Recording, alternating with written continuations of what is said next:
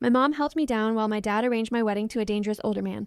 So I ran. I ran and exposed them all. And now, years later, she's sick, she's crying, and she's begging me to come home. Because I'm family. But in my family, family is the lie they tell girls before they hand them off to men who already buried 2 wives. Here's how I escaped them, and why I'll never go back. In my family, girls were married off the moment they got their first period. Didn't matter if you were 12, 13, or 14. The moment the blood came, that was it. You were ready for a husband. Usually 3 times your age. That was the rule, the tradition, the fate. I grew up until I turned 11. That's when I watched my cousin Miriam get promised to a 43-year-old man, 3 days after her first period. His previous 2 wives, dead before they turned 20. That was the night I stopped eating enough food. Not because I thought I was fat, not because I hated food, but because I noticed something. The skinnier girls in our family, they got their periods last, and that was my only way out.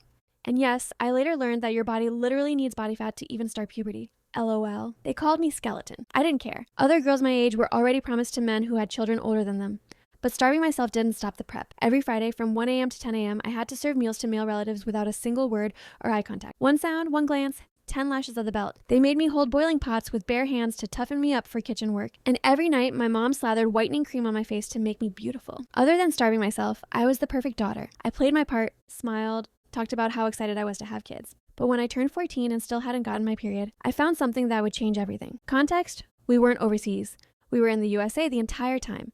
My mom had convinced us this was all normal, that any girl who didn't do this would die alone, ugly, and useless. Then one day, I wore a t-shirt to school by accident. My teacher noticed how skinny I was and called me in for a private meeting. She stepped out to use the bathroom. Left her desk drawer unlocked. Inside, books about marriage laws, pamphlets titled, Your Rights as a Young Teenager. One said, When Culture Becomes Crime. My jaw dropped. It was the first time anyone ever said it. Marriage under 18? Illegal. No cultural exceptions. No parental permission loopholes.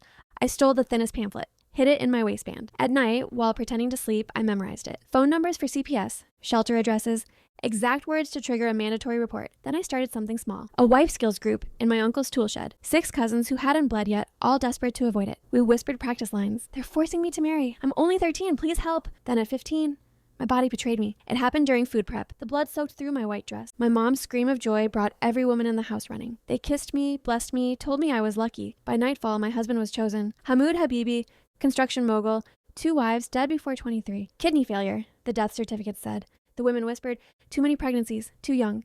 2 days later, Anya, my cousin from the shed, got her period too. She was promised within hours. A 51-year-old man, 8 kids older than her. That night, I slipped her my notebook. Every shelter number, every legal line, every escape route I'd mapped. Tomorrow, I whispered, tell the science teacher. Use the words I taught you. Her hands shook. What about you? My wedding's in 2 weeks. I'll figure something out. But I was wrong, because that night, there was a knock at the door. It was CPS. They asked about Anya, about underage brides, and about forced marriage. The family flipped. They knew someone had been teaching the girls lies. They tore the house apart. They found my journal in the tool shed. My father burned it in front of everyone. He called me diseased, contaminated, a cancer. The wedding is tomorrow, he said, before she poisons anyone else. I had 1 shot left. At dawn, I faked a stomach ache, groaned, sobbed, begged to use the bathroom. Once inside, I stood on the toilet, reached into the ceiling tile, and grabbed my hidden bag. $20, a change of clothes, copied shelter addresses, everything I needed. I opened the tiny window. Months of starvation had made me just small enough. Just as the door burst open behind me, I slipped through, 6 feet down, onto wet grass, ankle twisted but not broken. I ran, nightgown flapping, feet bleeding. My cousins were in cars circling the neighborhood. I darted through backyards, jumped fences, dove into rose bushes. Finally, I reached the bus stop. The driver took one look at me, bloody, barefoot, and held the door. A woman on the bus paid my fare, whispered, whatever you're running from, don't go back. I got off downtown, limped into the courthouse. I'm 15, I told the clerk. They're forcing me to marry today. Please help. Emergency protective order. Granted. But the shelter? Full until Thursday. 3 days. Nowhere to go. Then I remembered Miss Rodriguez. The teacher with the pamphlets. Saturday. Her car was in the school lot. She opened the classroom door and froze.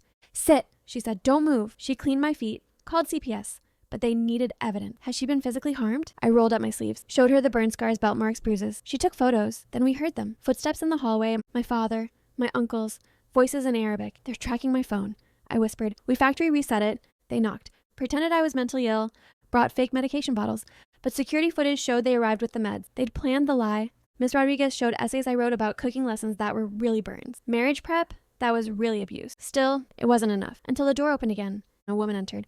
I'm Fatima Habibi, she said. His first wife. I didn't die. She told the court everything. The pregnancies, the abuse, the escape. She showed medical records, even photos of her fake grave. And suddenly, my story wasn't just my story. It was proof. The judge granted the permanent protective order. My parents disowned me on the spot. Publicly, in court. I walked out alone, but I was free, and now I'm helping others, spreading the truth, because the battle's not over, but the message is already out. You can escape. You can say no. You can survive the rejection and build a new life.